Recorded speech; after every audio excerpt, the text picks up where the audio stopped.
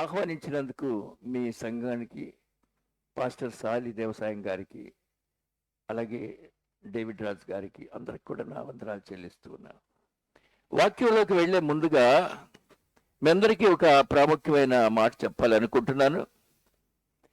మనలో అనేకులకి అప్పుల బాధలు, ఆర్థిక బాధలు, అనేకమైన సమస్యలు, శోధనలు, వ్యాధి బాధలు ఉన్నాయి. సర్వాంతర్యామి అయిన దేవుడైన యెహోవా మనకు ఒక ఆదరణ మాట ఇచ్చాడు. భయపడకుడి అని. భయపడకుడి అనే ఆ మాట బైబిల్లో 365 సార్లు ఉంది. అది ఎంత ఆదరణ అండి! సృష్టికర్త పరమదేవుడు భయపడకుడు అంటూ ఉన్నాడండి. యెషయా గ్రంథం 61:10 చూడండి. యెషయా గ్రంథం 41 అధ్యాయం 10 చూడండి. చదవండి ఎవరన్నా. బోధిగంతముల నుండి నేను నిన్ను పట్టుకొని దాని కొనన నుండి పిలుచుకున్నవాడా, నీవు నా దాసుడు అని నేను నిన్ను ఉపేక్షింప ఏర్పాటు చేసుకున్నానని నేను నీతో చెప్పి ఉన్నాను. నీకు తోడై ఉన్నాను, భయపడకము, నేను నీ దేవుడినై ఉన్నాను. దిగులు పడకము, నేను నిన్ను బలపరుచును. చాలమ్మా, థ్యాంక్ యూ. నీకు సహాయము చేయువాడును నేనే. మన జీవితంలో కష్టాలు, శోధనలు ఎదురైనప్పుడు ఈ వాగ్దానం మనకు ధైర్యాన్ని ఇస్తుంది తప్పకుండా. అలాగే నిరీక్షణ కూడా ఇస్తుంది. భయపడకండి అని దేవుడు మనతోనే సూటిగా ఆ వాక్యం ద్వారా హెచ్చరికిస్తున్నారు. అలాగే ఈ 41వ అధ్యాయం అందరూ ఇంటి దగ్గర చదువుకోండి. యెషయా గ్రంథం చాలా అమూల్యమైన ఆశీర్వచనం ఉంది. అలాగే మన ధైర్యపరిచే మాట అక్కడ ఉంది. ప్రభునామానికి స్తోత్రం చెల్లిస్తూ ఉన్నాను. పరిశుద్ధ బైబిల్ గ్రంథం చూద్దాం. దేవుడి వాక్యంలోకి వెళదాం. 2వ దినవృత్తాంతములు 33వ అధ్యాయం 387వ పేజీ. 2వ దినవృత్తాంతములు 33వ అధ్యాయం 3 వచనాలు చదువుకుందాం. మనష్షే ఏలను ఆరంభించినప్పుడు 12 ఏండ్ల వాడై యెరూషలేములో 55 సంవత్సరాలు ఏలెను. ఇతడు ఇశ్రాయేలు ఎదుట నుండి యెహోవా వెళ్ళగొట్టిన అన్ని జనులు చేసిన హేయక్రియలను అనుసరించి యెహోవా దృష్టికి చెడు నడత నడిచెను. ఇంకేం కావాలి? దేవుడే అనేస్తున్నాడు. చెడు నడత, ది వల్గర్ బిహేవియర్. దేవుని సన్నిధిలో ప్రియమైన బిడ్డలారా, ఈ చెడు నడత మన జీవితంలో ఎప్పుడైతే ప్రారంభించామో మన జీవితాల్లో కష్టాలు ఎదురైనట్లే. అలాగే ఆరని అగ్నిగుండం కొరకే మనం పరుగులాడుతున్నాం. మనష్షే తండ్రి గారు హిజ్కియా, తల్లిగారు హెప్సిబా, నీవు మరణమగుతున్నావని హిజ్కియాకు వర్తమానం వచ్చినప్పుడు ప్రవక్త యెషయా ద్వారా దేవుడు వర్తమానం పంపితే హిజ్కియా దేవుని పొందినాడు, అనుగ్రహం పొందినాడు, దైవానుగ్రహాన్ని పొందాడు. 2వ రాజుల గ్రంథం 20వ అధ్యాయం 3వ వచనం చదవండి. యెహోవా, గమనించండి ఈ వాక్యాలు, యథార్థ హృదయుడునై సత్యముతో నీ సన్నిధిలో నేను ఎట్లు నడుచుకుంటునో నీ దృష్టికి అనుకూలముగా సమస్తమును నెట్లు జరిగించితినో కృపతో జ్ఞాపకం చేసుకోమని హిజ్కియా కన్నీళ్లు విడుచుచు యెహోవాను ప్రార్థించెను. ప్రార్థించి దైవ ఆశీర్వాదం పొందినటువంటి హిజ్కియా యొక్క కుమారుడే మనష్షే. చూడండి తండ్రి కొడుకులకు ఉన్నటువంటి తేడా. నీ దృష్టికి నేను అనుకూలంగా ఎట్లు ప్రవర్తించుతునో కృపతో జ్ఞాపకం చేసుకోమని కన్నీళ్లు విడుచు ప్రార్థించిన హిజ్కియా కడుపున పుట్టినవాడు మనష్షే. మనష్షేకున్న గ్రేట్నెస్ ఏంటంటే 12 సంవత్సరాలకి యెరూషలేములో రాజు అయినాడు. అప్పటి నుంచి 55 సంవత్సరాలు పరిపాలించినాడు. 12 ఏండ్ల వయసు అండి ఇది. అతి చిన్న వయసులో దేవుడు రాజుగా చేశాడు. ఉజ్జియా మరణానంతరం వంశపారంపర్యం ప్రకారం మనస్సే రాజు అయినాడు. ప్రియమైన బిడ్డలారా, ఇక తల్లి హెప్సిబా అనే ఈ మంచి మాట బైబిల్లో అర్థం ఇచ్చాడు దానికి. హెప్సిబా అంటే నా ఆనందం, my delight is in her, ఆమెలో నా ఆనందం ఉంది అని అర్థం. అది హెప్సిబా అంటే. ఎందుకంటే యెహోవా వారి యందు ఆనందించుతున్నాడు. చాలా మంచి మాట. 2వ రాజుల గ్రంథం 21వ అధ్యాయం 1, 2, 3 వచనాలు చూద్దాం. మనస్సే ఏలనారంభించినప్పుడు 12 ఏండ్ల వాడై యెరూషలేములో 55 సంవత్సరాలు ఏలెను. అతని తల్లి పేరు హెప్సిబా. అతడు యెహోవా దృష్టికి, విన్నారండి, చెడుతనము జరిగించుచు ఇశ్రాయేలీయుల ఎదుట నిలవకుండా చాలా చెడ్డవాడు, చెడ్డ కార్యాలు, హేయక్రియలు చేస్తూ వచ్చినాడండి. తల్లి ఏమో యెహోవా యందు ఆనందించను అనే మాట తల్లి యొక్క పేరు. తండ్రి ఏమో దేవుని వేడుకొని 15 సంవత్సరాల ఆయుస్సుని మరింతగా దేవుని కృప చేత పొందినటువంటి వాడు. కొడుకేమో చెడు నడత కలిగినటువంటి వాడు. ఆ మంచి దంపతుల కుమారుడే మనస్సే. అది చాలా విచారం. యోసేపు కుమారుల్లో మనస్సే ఉన్నాడు. ఒకరు ఎఫ్రాయిము, రెండో వారు మనస్సే. ఆ మనస్సే వేరు, ఈ మనస్సే వేరండి. ఎఫ్రాయిము మనస్సే యోసేపు యొక్క కుమారులు, యాకోబు యొక్క మనుమ సంతానం. హిజ్కియా మరణించిన తర్వాత ఇక్కడున్న హిజ్కియా కుమారుడే మనస్సే 12 సంవత్సరాలు వయసులో రాజై 55 సంవత్సరాలు పరిపాలించాడు. ఎలా పరిపాలించాడంటే అక్రమం, మరింత అక్రమం, దేవుని దృష్టికి చెడు నడత. 33వ వచనం. ఇతడు ఇశ్రాయేలు ఎదుట నుండి యెహోవా వెళ్ళగొట్టిన అన్యజనులు చేసిన హేయక్రియలు అనుసరించి యెహోవా దృష్టికి చెడు నడత నడిచెను. అంతేకాదండి, తండ్రి యెరూషలేము దేవాలయంలో పరిశుద్ధాత్మ దేవుని యొక్క విగ్రహాలను, అక్కడున్నటువంటి 10 కమాండ్మెంట్స్ ఇవన్నీ కూడా ఆయన ఆవిష్కరింప చేస్తే ఇతను వచ్చి అవన్నీ పడగొట్టి అన్య దేవతలకు బలిపీఠాలు కట్టించినాడు. దేవతా స్తంభాలు చేశాడు. ఆకాశ నక్షత్రాలని పూజిస్తూ వచ్చినాడని వ్రాయబడి ఉంది. అంటే ఇక్కడ ఆయనకు భయం లేదు. మనస్సేకు దేవుడు అంటే భయం లేదండి. ప్రియమైన దేవుని బిడ్డలారా, చెడు నడత నడవటానికి కారణం భయం లేకపోవటమే. చూసారండి, దేవుని యందు భయం ఉంటే చదువు కూడా వస్తుంది. మంచి మంచి పదాలున్నాయి బైబిల్లో. The fear of the lord is the beginning of wisdom. యెహోవా యందు భయము జ్ఞానమునకు మూలం. విద్యార్థులారా, దేవునికి భయపడి మొట్టమొదటి మన జీవితాన్ని కొనసాగిద్దాం. ఆ దినాల్లో విద్యార్థులకు, ఈ దినాల్లో విద్యార్థులకు చెప్పరానంత వ్యత్యాసం ఉంది. 9th క్లాస్లోనే, 10th క్లాస్లోనే బిడ్డలు చెడిపోతూ ఉన్నారు. ఒక హిందీ టీచర్ గారు, మాస్టర్ గారు చెప్పారు నాకు బిఫోర్ లాస్ట్ ఇయర్.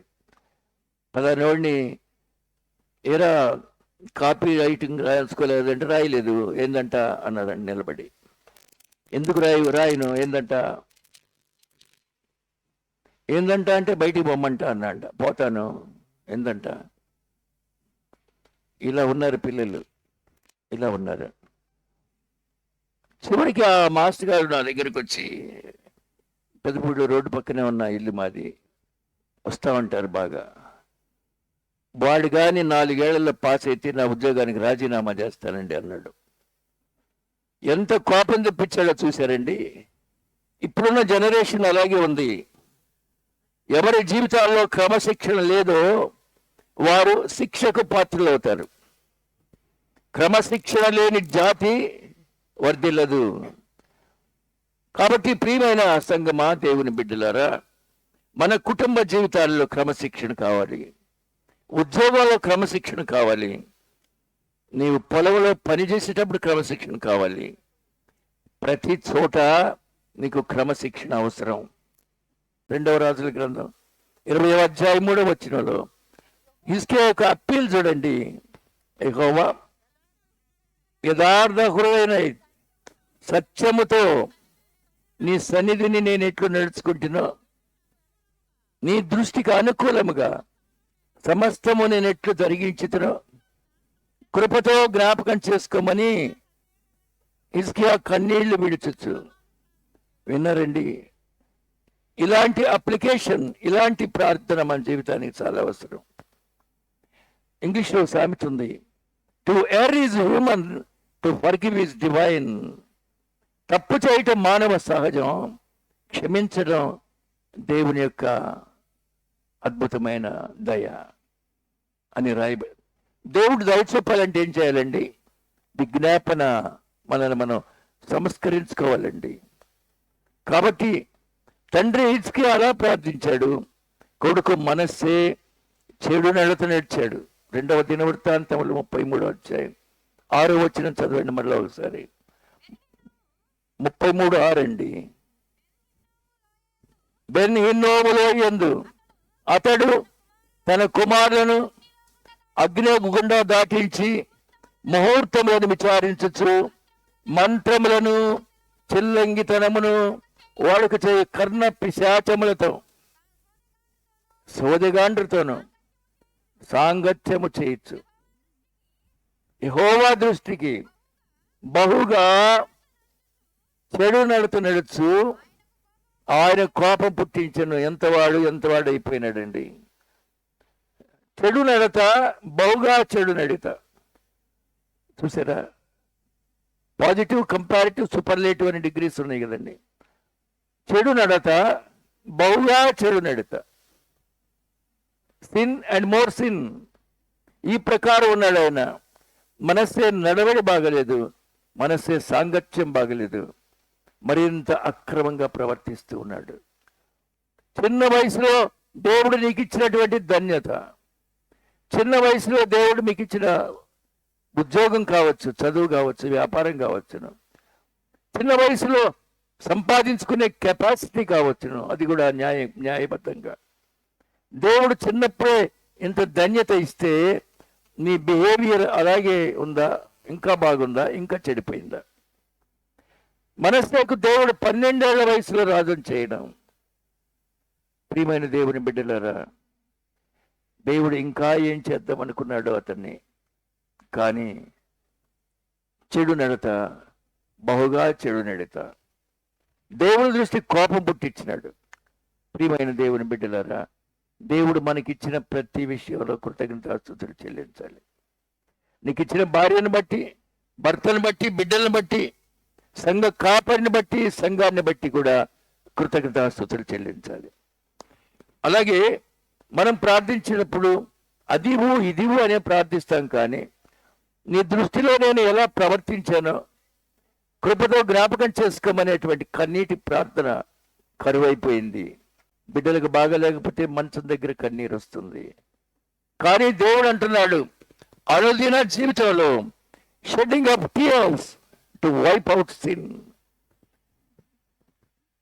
పాపం పోవాలంటే కన్నీరు కార్చు. కాబట్టి ప్రియమైన దేవుని దగ్గర, దేవుని సంగమ, దేవుని దగ్గర విజ్ఞాపన ఎలా చేస్తున్నావు? ఒకవేళ దేవుడు మనకు ఒక ఏనుగుని బహుమానంగా ఇస్తే మనం వెంటనే కృతజ్ఞత చెల్లించం. తోక చాలా తక్కువగా ఉందేంటి అనుకుంటాం కదండి. అందరికి తెలుసులేండి, ఏనుగు ఇచ్చాడు కానీ తోక ఏంటి కొరసగా ఉంది. ఇలాంటి దురదృష్ట పరిస్థితుల్లో మనమును వ్యవహరిస్తున్నాం. ప్రియమైన దేవుని సంగమా, దేవుని బిడ్డలారా, కాబట్టి దేవుని సన్నిధిలో జీవిస్తున్నటువంటి మనం హిజ్కియా వలె కన్నీటి ప్రార్థన. నీ దృష్టికి నేను అనుకూలంగా ఎలా ఉన్నానో కృపతో జ్ఞాపకం చేసుకోమను అయ్యా అని దేవుడికి మొరపెడుతూ ఉన్నాడు. కాబట్టి మనం దేని కొరకు మొరపెడుతూ ఉన్నాం? మన బ్రతుకులో దేని కొరకు మొరపెడుతున్నాం? వెండి కొరకు, బంగారం కొరకు, ఐశ్వర్యం కొరకు ప్రార్థిస్తున్నామే కానీ నాకు నీ రాజ్యంలో చోటివ్వు తండ్రి. ఎన్నో ఘోరమైనటువంటి అతిక్రమాలు చేశాడు. బందిపోటు దొంగ, గజ దొంగ, హంతకుడు. సిలువలో పశ్చాత్తాపం. యేసు నీవు నీ రాజ్యంలోకి వచ్చినప్పుడు నన్ను, ఆ ప్రార్థన దేవుడికి నచ్చిందండి. నన్ను జ్ఞాపకం చేసుకో ప్రియమైన బిడ్డలారా, నీ రాజ్యంలో నన్ను జ్ఞాపకం చేసుకో. అది దేవుడికి చాలా ఇష్టమైనటువంటి ప్రార్థన. కాబట్టి దేవుడు నీకు ఇచ్చిన వాటికి దేవునికి నువ్వు చెల్లిస్తున్న కృతజ్ఞత ఏంటి? ఇవి ఎక్కువగా చెప్తే కానుకల కొరకు చెప్తున్నాను అనుకుంటారు.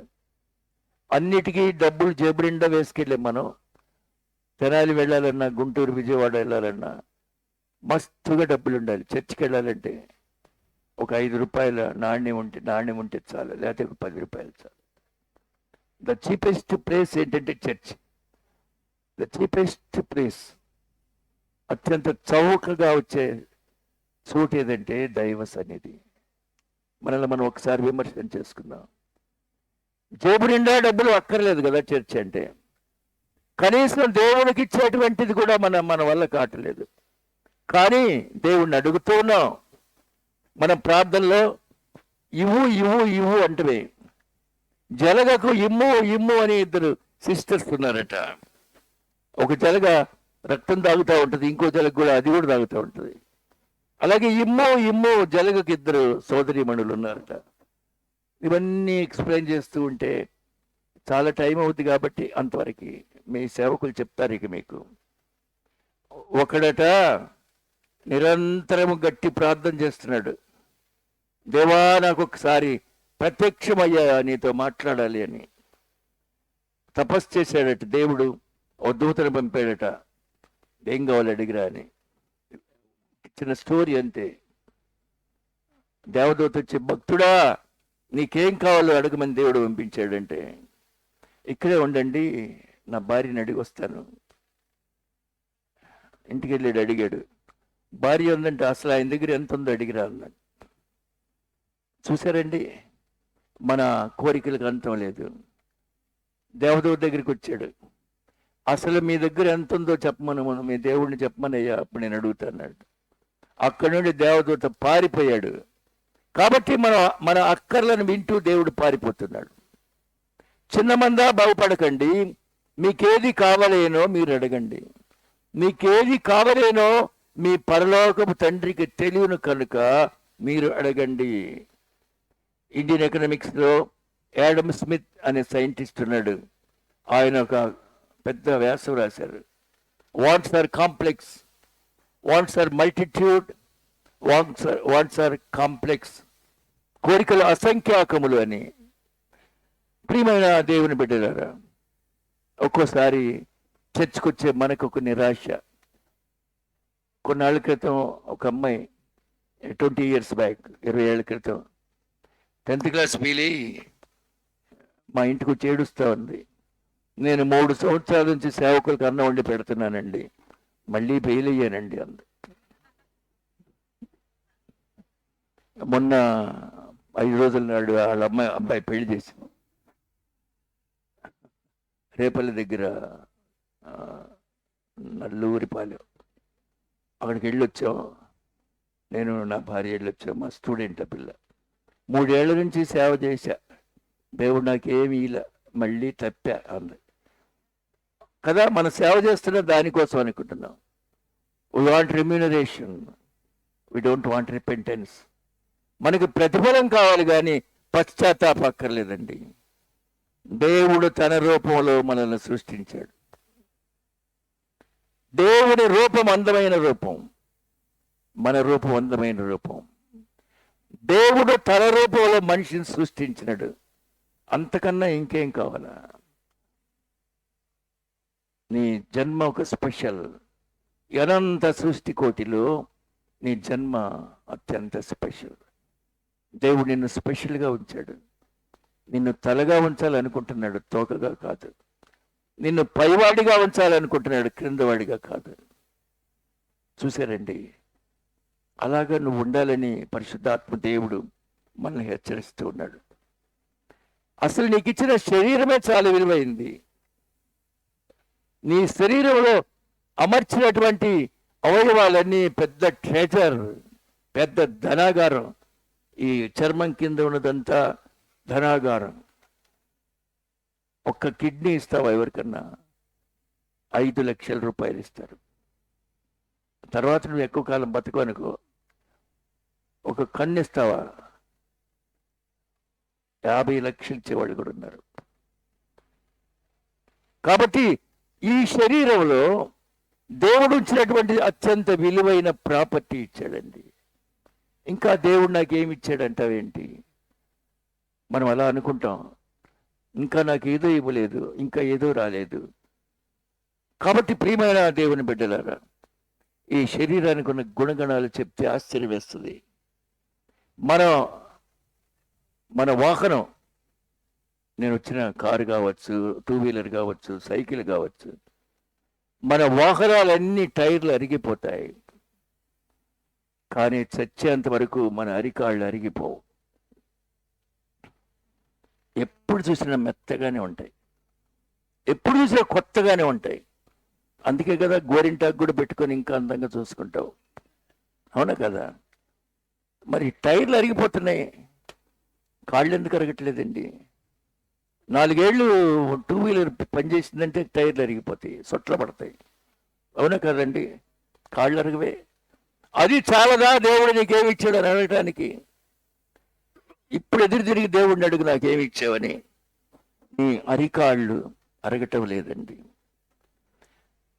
నీ జన్మంతా కొత్తగానే ఉంటాయి, మెత్తగా ఉంటాయి, కొత్తగా ఉంటాయి, అందంగా ఉంటాయి. నీవు ఎక్కడ నడిచినా, ముళ్ళ తుప్పల్లో లేక పొలంలో నాట్లు వేస్తున్నా, పొలంలో నడుస్తున్నా, మట్టి తొక్కుతున్నా, ఇంటికి వచ్చి కాళ్ళు కొడకగానే మళ్ళీ తెల్లని పాదాలు. ఏంటండి ఆ సృష్టి? ఏమని అడుగుదాం దేవా నువ్వు నాకేమిచ్చావని? మన శరీరంలో 75% నీరు ఉందండి. మానవ శరీరం రక్తము నీరు యొక్క మిశ్రమం. రక్తం కొంచెమే, నీరు ఎక్కువ. అందుకే సిలువలో యేసయ్య శరీరం ఉంటే రక్తం అంతా అయిపోయిన తర్వాత ఏమొచ్చినాయమ్మా? నీళ్లు ప్రవహించినాయి, నీళ్లు రక్తము కలిసి. మరి ఈ శరీరంలో 75% నీరు ఉందని తెలుసుకున్నాం కదా. ఇదే శరీరంలో లక్షలాది రంధ్రాలు ఉన్నాయి, స్వేద గ్రంథులు, లక్షలాది. ఎన్ని ఉన్నాయో మనకి, అన్ని చిల్లులే, అన్ని చిల్లులే. ఒక్క నీటి బొట్టు కూడా లీక్ అవదే మరి, చెప్పండి. అది దేవుని యొక్క అద్భుతమైన సృష్టి కాదా? నేను అనుకుంటున్న ఈ 2 చాలు దేవునికి స్తోత్రాలు చెల్లించడానికి. ఇత్తడి బిందె లీక్ అయిపోతుంది, ఎక్కడ ఒక చిన్న చిల్లు పడిపోద్ది ఎప్పటికైనా. కానీ చచ్చేంత వరకు ఈ శరీరము 75% నీటిని లీక్ చేయటం లేదు. చూశారండి, అద్భుతమైన ప్రణాళిక. దేవుడు నీకు చాలా ఇచ్చాడు సుమా. దేవునికి నువ్వు ఏమిస్తున్నావో నీకు దేవునికి తెలుసు. కానీ దేవుడు నీకు ఏమి ఇచ్చాడు రాత్రి జాగ్రత్తగా అర్థం చేసుకోండి. అలాగే ప్రతి వస్తువుకి ఆసరా అవసరం. ఇదిగో ఇలా పెట్టానంటే ఆసరా లేదు, పడిపోయింది. ప్రతి వస్తువుకి ఆసరా కావాల్సిందే. ఇల్లు ఉడితే చీపురికి కూడా ఆసరా కావాలి. చీపురమ్మ ఇక్కడే ఉండే నిలబెట్టి ఉంటుందా? కానీ ఏ సపోర్ట్ లేకుండా వంగి ఊడ్చినా పని చేసినా ఈ శరీరం పడిపోవటం లేదండి. దేవుడు దానికి సమతుల్యత ఇచ్చాడు. ఇటు వంగితే పడిపోవాలి కదా మనం. ఇక్కడ కర్రని కాసేపు వంచి వదిలేస్తే పడిపోద్ది, నువ్వు పట్టలేదే. ఇది దేవుడి యొక్క అద్భుతమైన సృష్టి. ఎటు వంగినా పడిపోం మనం. ప్రతి వస్తువుకి ఆసరా కావాల్సిందే. అంతేనా? ఛార్జింగ్ లేకుండా ఏ బ్యాటరీ పనిచేయదు. ఛార్జర్ అయిపోయింది, ఛార్జింగ్ లేదండి. కానీ పుట్టక నుండి చనిపోయే వరకు లబ్ డబ్ అని కొట్టుకునే గుండెకు ఛార్జింగ్ ఏదండి? Who gave charging to the heart? చూసారండి ఎన్ని అద్భుతాలు ఉన్నాయో ఈ శరీరంలో. జీవితాంతం కొట్టుకుంటుంది, మరణ విజయవంతుడికి కూడా నిరంతరం కొట్టుకుంటానే ఉంది. నిద్రపోయినా కొట్టుకుంటుంది, దానికి అలుపు రాదు. దానికి గుండెకి నిద్ర రాదు. నిద్ర అంటే చచ్చిపోవటమే. కాబట్టి ఏ ఛార్జింగ్ లేకుండా పనిచేసే గుండెను దేవుడు నీకు ఇచ్చాడండి. ఇంకా ఏమనుగుతావు దేవుడు నాకు ఇచ్చాడని, ఏమిచ్చాడని? ఇవన్నీ ఆలోచించిన మీదటే యెహోవా నాకు చేసిన వాటికి ఉపకారములన్నిటికీ నేను ఆయనకు ఏమి చెయ్యగలను? మంచి ప్రశ్న ఉంది అక్కడ. అలాగే చిన్న కాలువలు, పంట కాలువలు ఇప్పుడు చూడండి అన్నీ ఎండిపోయి ఉంటాయి. పొలానికి మధ్యలో ఉండే పంట కాలువలు. నీ శరీరంలో నాడులు మాత్రం నిరంతరం పనిచేస్తున్నాయి, ఎండిపోలాయి. ఇవి కూడా కాలువలేగా, ఎప్పుడైనా ఎండిపోయినాయండి? అంటే నీవు ఎంత గొప్ప వ్యక్తిగా ఈ సృష్టిలో ఉన్నావో ఎన్ని జ్ఞాపకం చేస్తున్నాను. ప్రియమైన బిడ్డలారా, ఇదిగో ఈ కెమెరా ఉంది ఇక్కడ. 10 ఏళ్ళు పోతే లెన్స్ పవర్ తగ్గిపోద్ది. ఇంకా కాస్ట్లీ కెమెరాస్ ఉండొచ్చు. ఒక నిర్దిష్టమైన టైం ఉంటుంది కెమెరాకి. బల్బుకి కూడా అంతే కదా. తర్వాత ఛార్జింగ్ అయిపోయి తర్వాత పాడైపోతాయి, లెన్స్ మార్చాలి. నీ కళ్ళు అనే కెమెరా 1000 మెగా పిక్సెల్స్ ఉన్నాయి దానికి. నీ కళ్ళు అనే కెమెరా ఎలా చూస్తున్నావండి? ఎంత దూరం చూస్తున్నావు? ఎన్ని రంగులు గుర్తుపడుతున్నావు నువ్వు? Mega pixels. ఇది శరీరం అంటే. అలాగే రుచి చూడడానికి ఏ యంత్రము ఇంతవరకు లేదు. ఇది తీపి, ఇది పులుపు, ఇది కారం, ఇది ఉప్పు, ఏ యంత్రము లేదు. నీ నాలుకే ఒక యంత్రం. ఎన్ని వందల రుచులైనా చూసే నాలుగు నీకు ఇచ్చాడు దేవుడు. నాకేమిచ్చాడు అంటున్నావు ఇంకా ప్రియ బిడ్డ? ఒక్కొక్క వాయిద్యానికి ఒక్కొక్క శబ్దం. కానీ నీ గొంతు అనే వాయిద్యానికి ఏడవగలవు, నవ్వగలవు, పాడగలవు, పోట్లాడగలవు. ఎన్ని చేంజెస్ తెచ్చుకుంటావండి? ఒక్కొక్క వాయిద్యానికి ఒక్కొక్క సౌండే ఉంటుంది. కానీ నీ గొంతుకి వేలాది సౌండ్లు కదా. నాకు సిగ్గేస్తుకొని చెప్పాలంటే అమ్మా అని అంటారు, చెప్పేవా అని కదా. ఇదే శబ్దం మళ్ళీ వేరేగా. టోన్ని ఎంత వాడుకుంటామండి మనం? తప్పు చేసి నేనా, ఇది కూడా టోనే. The miracles of your tone, the wonders of your tone, the wonders of your tongue. ఇంకా దేవుడు నాకేమి ఇచ్చాడు? ఇచ్చిన వాటితో చేస్తున్నటువంటి పనులు చాలు, చెడ్డ పనులు. ఇచ్చిన వాటితో చేస్తున్న చెడ్డ పనులు చాలు. ప్రియమైన బిడ్డలారా, నవ్వులు ఈ గొంతులో నుంచి, ఆనంద మాటలు, శాపనార్థాలు, చెడ్డ మాటలన్నీ ఈ గొంతుల నుంచి. ఏ యంత్రం కూడా పూర్తిగా అన్ని శబ్దాలు ఇవ్వలేదు, గ్రహించలేవు. ఈ చెవులు మాత్రం ఎక్కడ మాట్లాడుతున్నా యంత్రాలు. ఎన్ని యంత్రాలండి! ద బాడీ ఎన్ని యంత్రాలమయమో చూడండి. దేవుడు మనకి ఇన్ని అమూల్యమైన వరాలు ఇస్తే ఆయన కృతజ్ఞతాస్తుతులు ఎలా చెప్తున్నావు? ఏమిచ్చాడు అనగలమండి? అలాగే ఎంతగా చెడు నడిచినా, ఎంత బహుగా చెడిపోయినా, ఎంతగా దేవునికి కోపం తెప్పించినా దేవుడు మనస్సేను ప్రేమించినాడండి. ఆ దేవుడే నిన్ను నన్ను కూడా ప్రేమిస్తున్నాడు. ఒకసారి మనస్సేను శిక్షించవలసిన దేవుడు క్షమిస్తూ ఉన్నాడు. నీవు నేను ఎన్ని చేసినా దేవుడు మనల్ని క్షమిస్తున్నాడు. రోమీయులకు రాసిన పత్రిక ఇంక 20 నిమిషాల్లో క్లోజ్, 10 నిమిషాల్లో క్లోజ్. రోమీయులకు రాసిన పత్రిక 5వ అధ్యాయం 8వ వచనం. అయితే దేవుడు మన ఎడల తన ప్రేమను వెల్లడిపరుస్తున్నాడు. ఎట్లనగా మనం ఇంకను పాపులమై ఉండగా క్రీస్తు మన కొరకు చనిపోయిన. while we are yet sinners, while we are yet sinners, Jesus died on cross for us. మనం ఇంకనూ పాపులమై ఉండగా మన కొరకు దేవుడు చనిపోయినాడు. అది ఆయన కృప అండి, అది ఆయన కృప. ప్రియమైన దేవుడు మనల్ని కూడా శిక్షించగా, మనస్సేను శిక్షించక ముందు మనస్సేను ఒకేసారిగా చంపేయలేదు దేవుడు. ఛాన్సెస్ ఇచ్చాడు. చెడిపోయాడా చూద్దాం, ఇంకా బహుగా చెడిపోయాడా ఇంకా చూద్దాం, దుర్మార్గుడు అయ్యాడా ఇంకా చూద్దాం, ఇంకా తన దుర్మార్గతను విడిచిపెట్టలేదా, అప్పీల్, డిసిప్లిన్ అప్పీల్ రూల్స్ మాదిరిగా. ప్రియమైన దేవుని బిడ్డలారా, చివరిగా దేవుడు ఏం పని చేశాడో చూడండి ఒకసారి.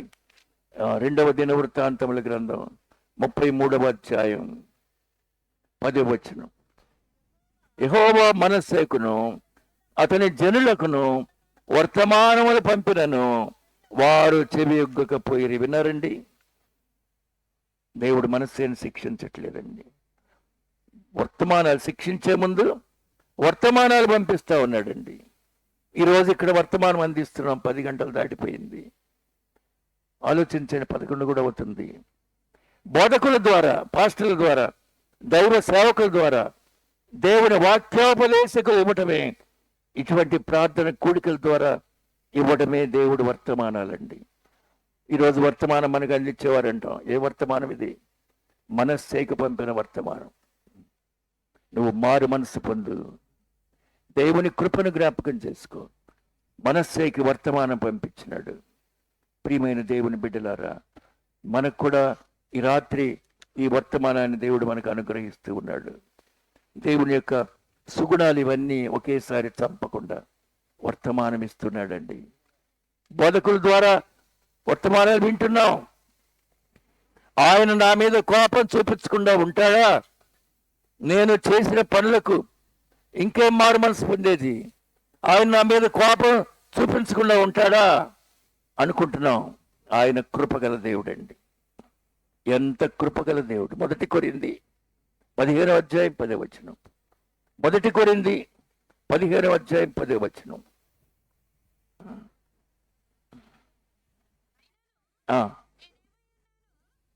చదువమ్మా.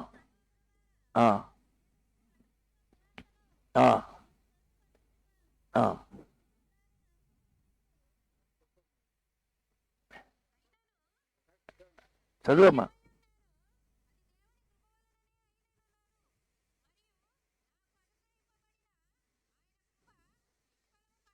చాలమ్మా. కృప అనే మాటకు నేను చదవమన్నాను. ఎఫెసీయులకు రాసిన పత్రిక 1:7 కూడా చదువమ్మా. ఎఫెసీ 1:7. దేవుని కృప మహదైశ్వర్యం బట్టి. చాలమ్మా, అక్కడ కూడా కృప. 2వ తిమోతి 2:1.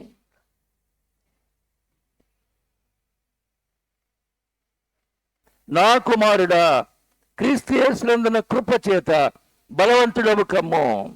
లాస్ట్లీ కీర్తన 103:8.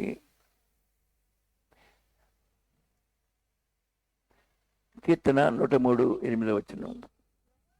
యెహోవా దయాదాక్షిణ్యపూర్ణుడు, దీర్ఘశాంతుడు, చాలమ్మా, కృపా సమృద్ధి గలవాడు. ఏమిటి కృప? కృప అంటే మన తప్పులను క్షమించి కొత్త జీవితాన్ని ఇవ్వడమే కృప అంటే. మన భయంకరమైన తప్పులను క్షమించి నూతన జీవితాన్ని ఇవ్వటమే దేవుడు కృప. దేవుడు నా యందు కృప చూపినాడని. కృపని ఇంగ్లీష్లో మంచి మంచి పదాలు: grace, compassion, kindness, mercy, favour, charity, benevolence, ఇవన్నీ కృపకున్నటువంటి ఇంగ్లీష్లో అనేకమైన పేర్లు. అనుకోవచ్చు, ఆయన నాలాంటి వాడి మీద కృప చూపుతాడా? ఎస్, కృప చూపే దేవుడు ఆయన.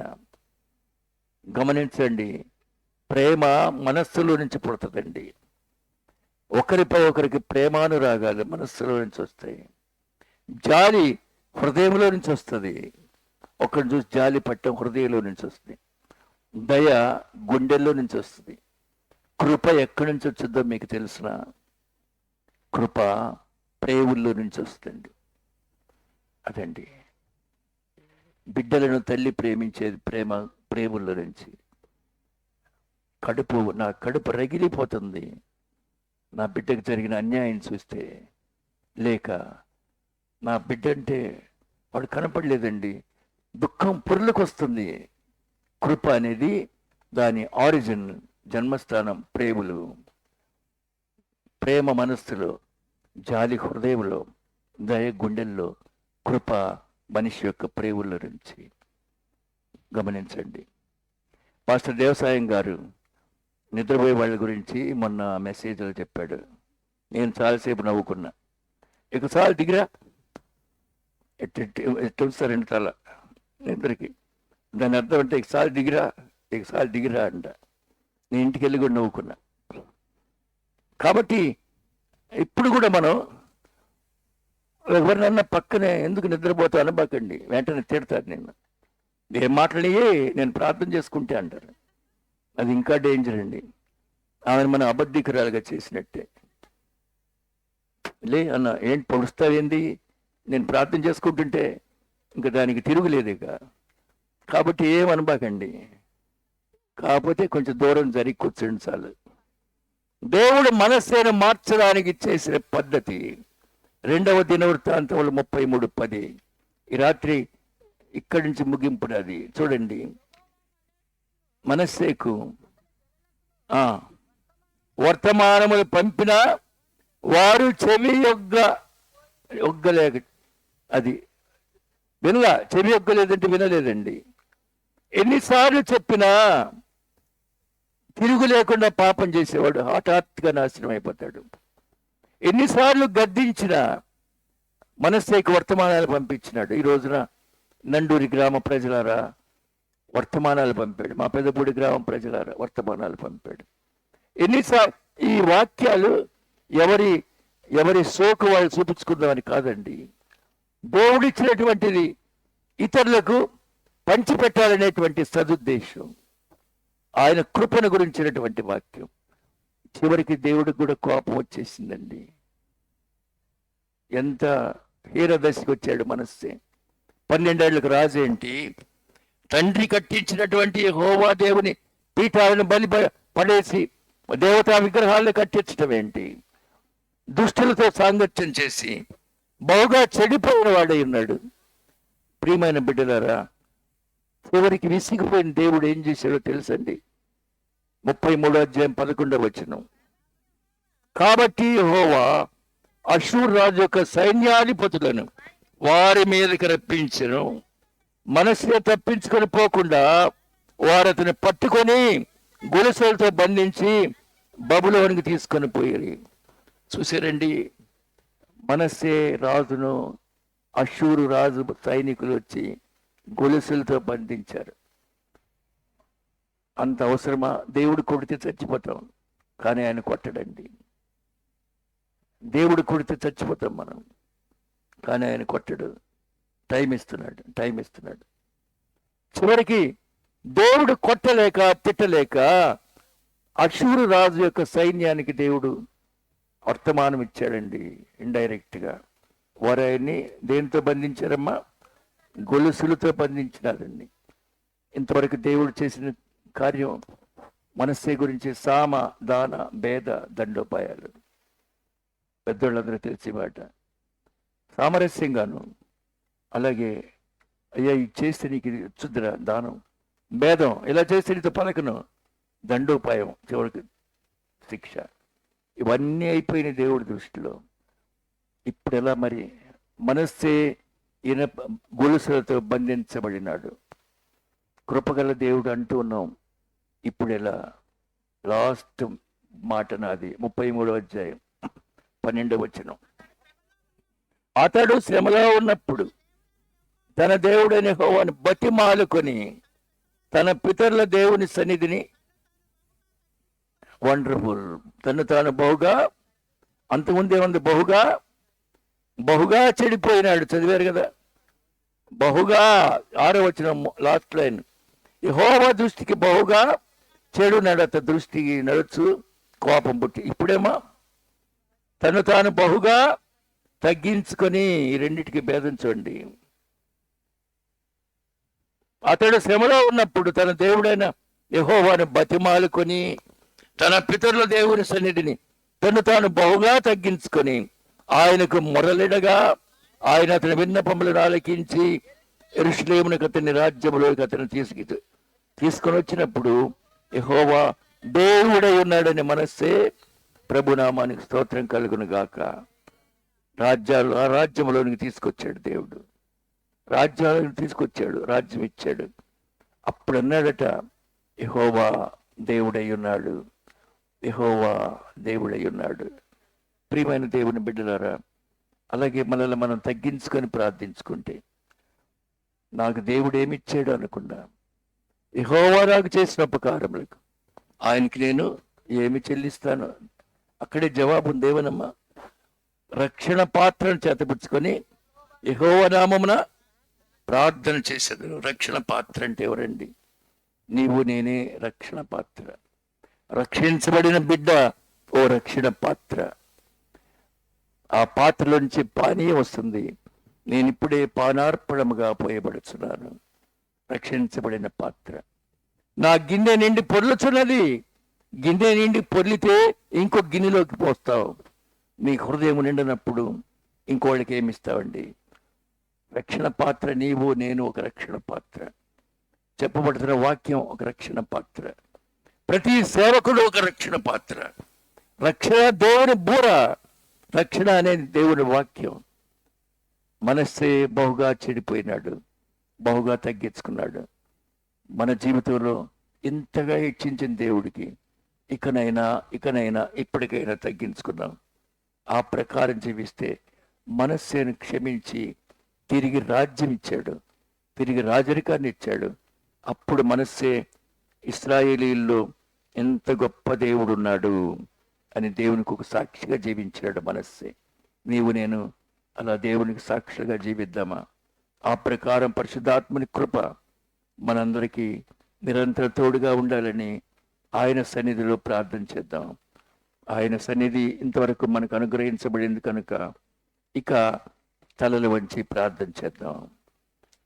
ప్రియమైన బిడ్డలారా, ఎంతో క్షుణ్ణంగాను శ్రద్ధగాను వాక్యం విన్నందున మీ ప్రతి ఒక్కరికి దైవ సేవకుడిగా నా హృదయపూర్వకమైన ఆశీర్వాదాలని, దేవుని కృప మీకుండవలనే ఆశీర్వాదాన్ని ఇస్తున్నాను. కృపామయుడు దయామయుడైన దేవుడు మనల్ని రక్షించును గాక. ప్రార్థన చేద్దాం. అత్యంత కృపకు దయకు కారణభూతుడైన దేవ, మనస్సే బహుగా చెడు నడిచినాడు, మనస్సే బహుగా తగ్గించబడినాడు. అంత ఉధృతంగా ప్రవర్తించిన వాడిని సైతం క్షమించిన దేవుడవయ్యా. కారణం ఏంటంటే కృప కలిగిన దేవుడు, ప్రేమలో నుంచి వచ్చేటువంటి కృప. ఇంకా ఏ విధమైనటువంటి ఇబ్బంది లేకుండా అంత కృప మనస్సే మీద చూపించావు. మా పాపములను బట్టి ఎంతటి పాపిష్టులు వాళ్ళమైనా కూడా కృప చూపుతున్నావు, సమయం ఇస్తున్నావు తండ్రి. ఇంకా సమయం ఇస్తున్నావు. ఇప్పటివరకు మాకెంతో సమయం ఇచ్చావు. మనస్సేకు వర్తమానాలు పంపించినట్లే సేవకుల ద్వారా, బోధకుల ద్వారా వర్తమానాలు పంపిస్తూ ఉన్నారు నీ బిడ్డలైన మాకు. ఇకరైనా మార్పు చెంది, ఇకరైనా చెవి ఒగ్గకుండా ఉన్నట్లయితే ఇదిగో మనస్సైకి వచ్చిన ఇనప సంఖ్యలు మాకు కూడా వస్తాయి. ఆ ఇనప సంఖ్యలలో మరలా ప్రార్థించి మనస్సే తిరిగి దైవ సన్నిధిలో కృపలో భద్రపరచబడినాడు. ఒకవేళ మాకు అలాంటి సంఖ్యలు వస్తే మాకు టైం చాలదు తండ్రి. అసంపూర్తిగా మా జీవితం అర్ధాంతరంగా ముగిసిపోవలసిందే. దానికి ముందుగా బహుగా ఉద్రేకపడినటువంటి వారు, బహుగా పాపం చేసిన వారు, బహుగా చెడు నడత నడిచిన వారు, బహుగా తగ్గించుకుని ఆయన పాద సన్నిధిలో ఉండుటకు నేటి నుంచి మాకు నేర్పించండి. వాక్యాలు విన్న బిడ్డలు నిండారులుగా దీవించండి. పక్షిరాజు తన బిడ్డలను కాపాడినట్లు కాపాడండి. వారి బిడ్డల్లో అభివృద్ధి దయచేయండి. వారి కుటుంబంలో శాంతి సమాధానం దయచేయండి. భయపడకునే వాగ్దానం దయచేయండి. నన్ను ప్రేమతో ఆహ్వానించిన ఈ సంఘమునకు, సంఘ కాపరికి, దైవజనులకు ప్రభువా మీ ఆశీర్వాదం కుమ్మరించమని మా రక్షకుడు, విమోచకుడు యేసుక్రీస్తు పరిశుద్ధ నామమున అడిగి వేడుకున్నాం తండ్రి. ఆమేన్. అందరికీ వందనాలమ్మా.